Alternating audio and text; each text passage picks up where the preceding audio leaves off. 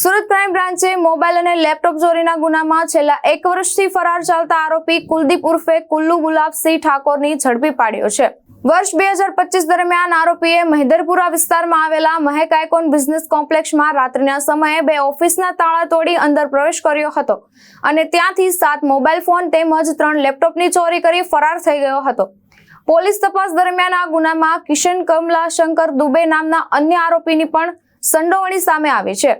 ઝડપાયેલા કુલદીપ અગાઉ કુખ્યાત સૂરજ કાલિયા ગેંગનો સાગરીત રહી ચૂક્યો હોવાનું પણ પોલીસ તપાસમાં બહાર આવ્યું છે।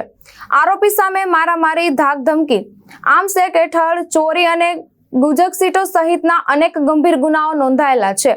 ઉપરાંત પાંડેસરા, કોસંબા પોલીસ મથકોમાં પણ તેની વિરુદ્ધ ગુનાઓ દાખલ થયેલા છે। આરોપી સામે અગાઉ પાસા હેઠળ પણ કાર્યવાહી કરવામાં આવી ચૂકી છે।